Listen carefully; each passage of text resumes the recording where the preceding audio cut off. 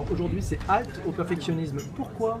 Pourquoi halte au perfectionnisme? Ouais. Bah, tout simplement, le perfectionnisme vous pourrit la vie. Et je vais vous le montrer en 7 points évidemment et moins de 7 minutes. Super, c'est parti pour une vie du succès, on y va. Ben voilà, alors. En fait, on rencontre dans la vie des gens pour qui qui sont perfectionnistes et pour qui les choses ne sont jamais assez belles, rapides, fortes. Donc ils en veulent toujours plus. Ils en veulent. Se faire parfait, c'est ça? Voilà, ils en veulent toujours plus. Mais ce qu'il ne faut pas oublier, c'est que le mieux est l'ennemi du bien. Oui. Et moi, je dirais, vous faites quelque chose qui est à 99% bon, Oui. en 1 heure, bah, c'est infiniment mieux que de faire la même chose en 1 semaine à 100%, non?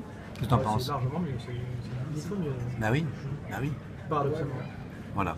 Alors, le deuxième point, c'est que ce qu'il faut bien se mettre en tête sous la casquette, hein, que ce soit la casquette des vidéos du succès ou pas, c'est que nous ne vivons pas dans un monde idéal où les choses qu'on a imaginées se passent. Pas un monde théorique en fait. On vit dans un monde réel où il arrive plein de choses, des aléas, des accros, des égratignures, etc. Donc il faut en tenir compte. Et la recherche à tout prix du perfectionnisme conduit fatalement à la déception.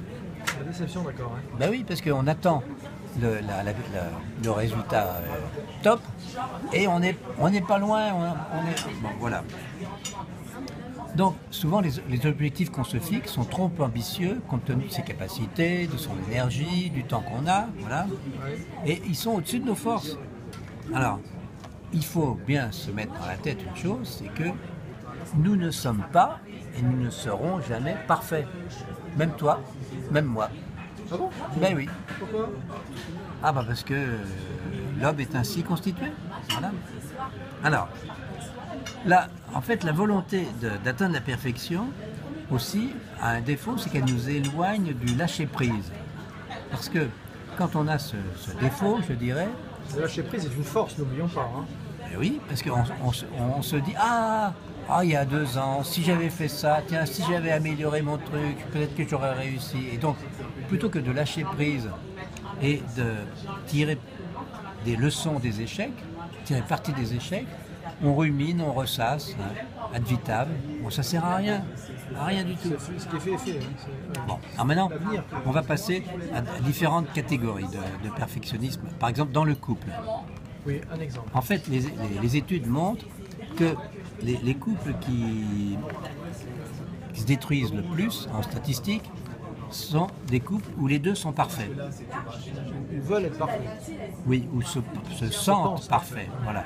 Parce que le moindre accro, la moindre petite égratignure, Hop, c'est une catastrophe. c'est une catastrophe et hop, ça va pas. Par contre, Dans l'escalade. voilà, quand le couple n'est pas parfait, bon, ben, ils acceptent les hauts, les bas de la vie, ils discutent et finalement ils arrivent à des accords, j'allais dire un accord parfait.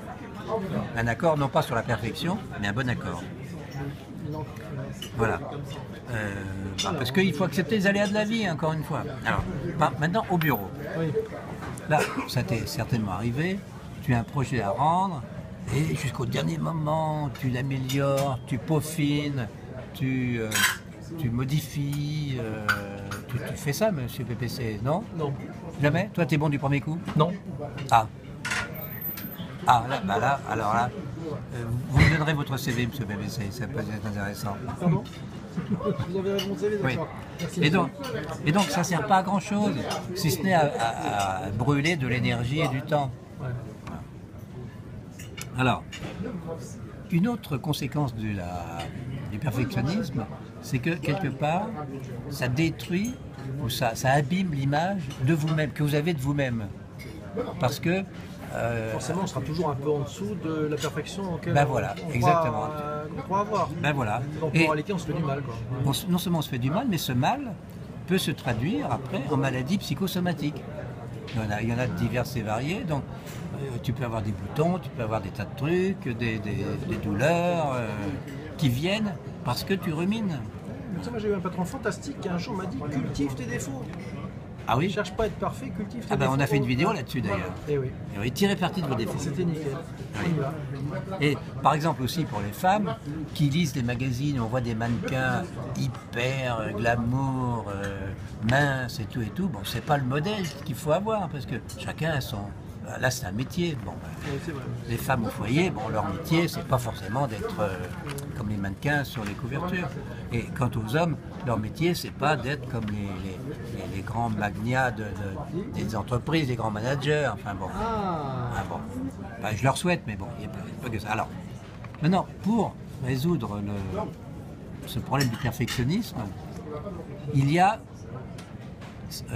7 points, mais comme on est pris par le temps, On est pris par le temps. Non, bon, on fait une alors, autre, ça sera une autre on vidéo. va faire une autre vidéo et je vous invite à regarder, Un jour. parce que ce sera la conclusion de celle-là. D'accord. Hein, c'est bon comme... C'est super. Je pense qu'on voilà. a fini. Bah, écoute, je te remercie. Oui. Bah, merci Monsieur PPC. Au revoir. Salut.